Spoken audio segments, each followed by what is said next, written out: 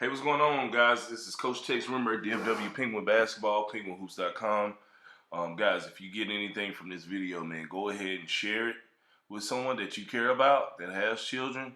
Like, comment, subscribe, and I want to get right into this. I don't want to waste too much time because it's a long subject.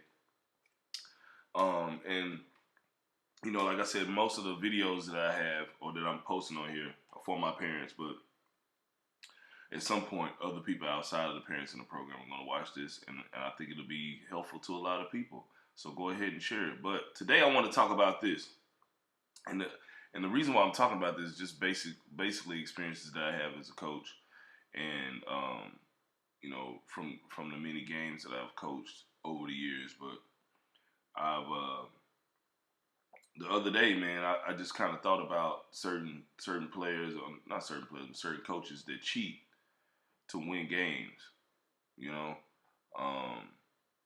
And I'm gonna get right into it. I'm gonna tell you why and what you should do if you're a coach. Like some of you guys, you have other siblings, not other siblings, but you have other children that don't play for me, and you may coach their team, or you may notice that, okay, well, the first two games we played them, they did this, or they had these certain type of kids and they lost, and then all of a sudden they have these other kids randomly, or they do little stuff like have guys with the same jersey number. Like the other day, I was playing in a playoff game, and if you're a club coach, you know damn well, and you know better than to have two players to start the game off with the same jersey number, right? And the referees automatically know that that's a technical foul if it's not reported and it's not sorted between the referee and the book and the coaches. But we're in a playoff game, and this coach had two players with the same jersey number. One of the players was probably one of the worst players on the team, and the other player was the best player on the team. Now, how is this cheating, right? This is how you cheat doing that, right? And it's a real subtle way to cheat. You can do this, and you can cheat this way by, let's say the person doing the book is in cahoots with the coach. So every time, let's say the kid's number is 23, right? Okay, and both kids had the same number, 23. So when the ref says it's a foul on 23, they give it to the kid that's not that good.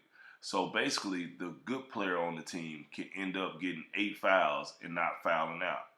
What's funny about this situation is the kid that was the best player on the team, once I got everything sorted out, he had 4 fouls. We were getting blown out anyway.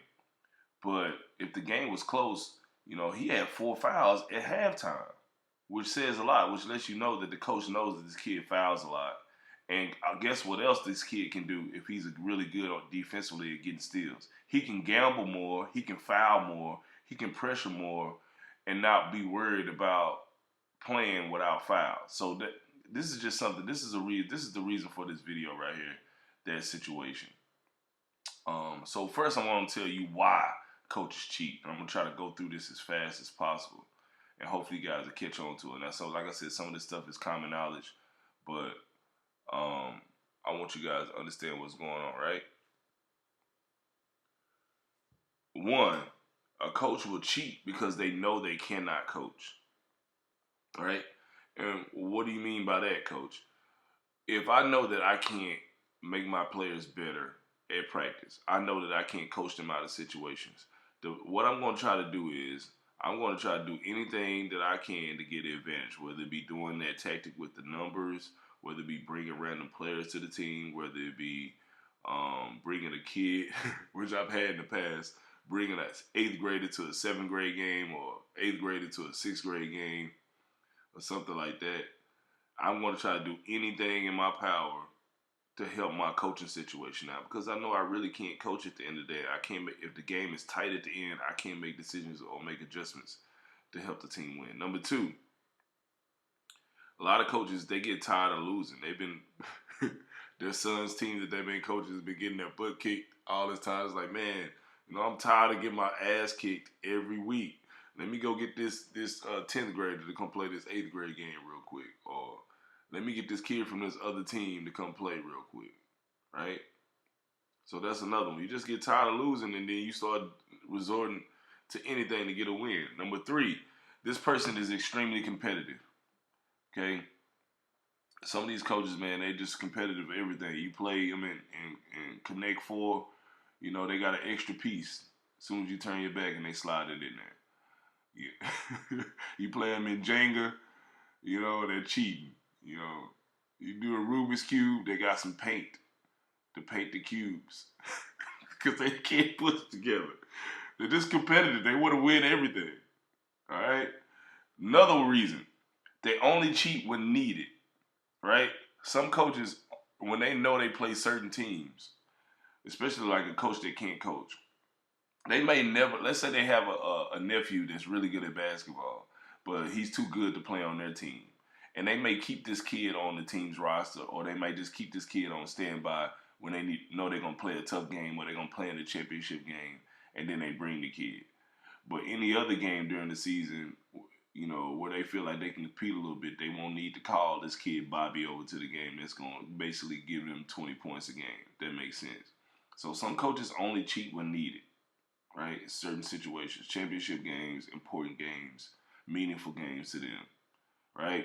And the last reason of why they may cheat is because they don't know they cheat. They don't know the rules. I had a coach the other day where I think it was a fifth grade basketball game, and we're warming up, and the coach only had 4 players. So there was another fifth grade team. So one of my teams is in the lower league, I think like C or maybe D league, and the game before us, it was a fifth grade A league game. Now, if you've seen a fifth grade A league game, it looks like a 7th grade game, right? Because the kids are a lot faster. They're super competitive. There's a bunch of pressing, more athletic players and stuff, right? So we're warming up, and I see the coach from the other team ask the kid from the game before, a random kid from the game before, hey, you want to come play with us? And I turned to the coach. I was like, Coach, you know you can't do that. He was like, what do you mean? I was like, you can't just have some random kid come join your team. He's got to be on the roster. He was like, man, whatever. I don't know what you're talking about. I do it all the time. So the rep overheard him and told him that he couldn't do that. He was like, oh, man, I did. He said, I've been doing it all season, like asking random kids to play for me. I didn't know that was a rule.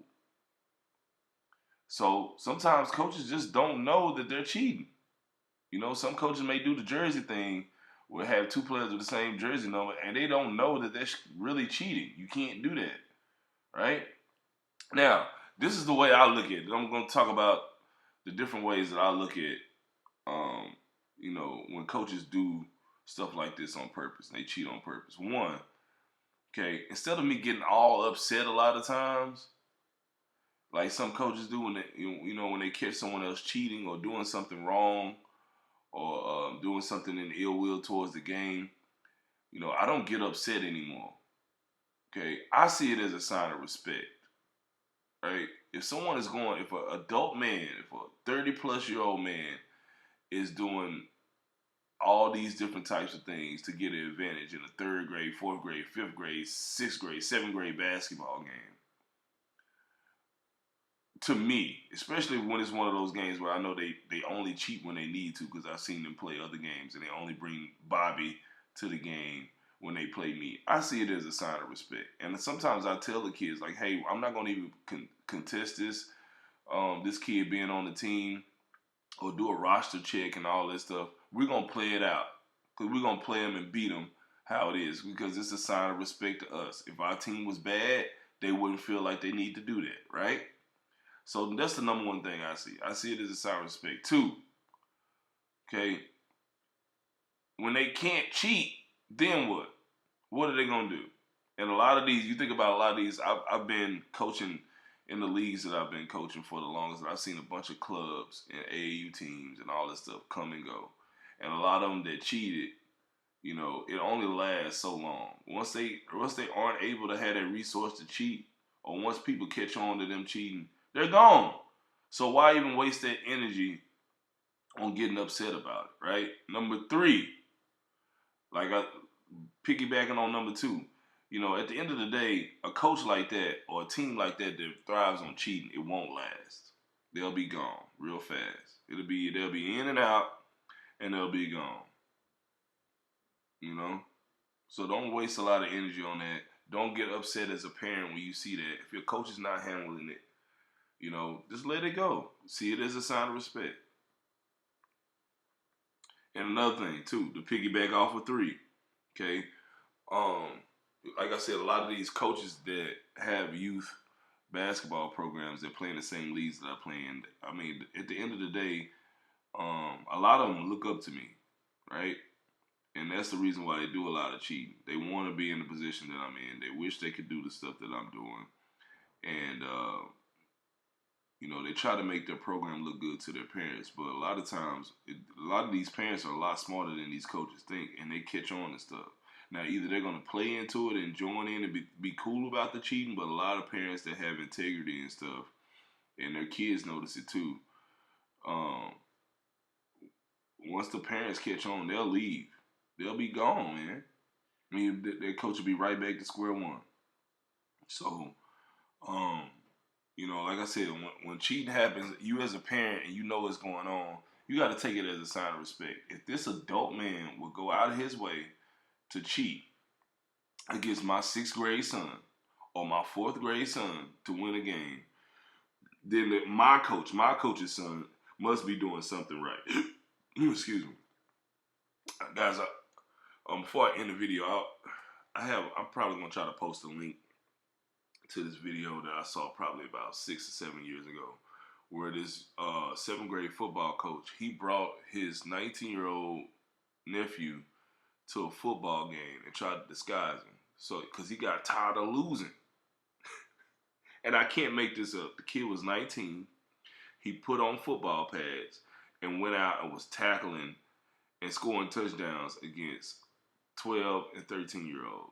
I can't make this stuff up. If I had a link, I'm going to try to find a link once I post this video and show you guys. But, guys, I just made this video to kind of let you guys know my thoughts on why coaches cheat in youth sports and why it goes on. And I don't want you guys to get frustrated and too upset about it. It's just part of it. People are going to do it. It's just at some point, it's not going to be able to work anymore, all right? So, guys, that's pretty much it. If you like this video, man, hit the thumbs up. Leave a comment down below if you want me to cover a certain topic. And, share this with someone that you care about, all right? I'll see you guys later.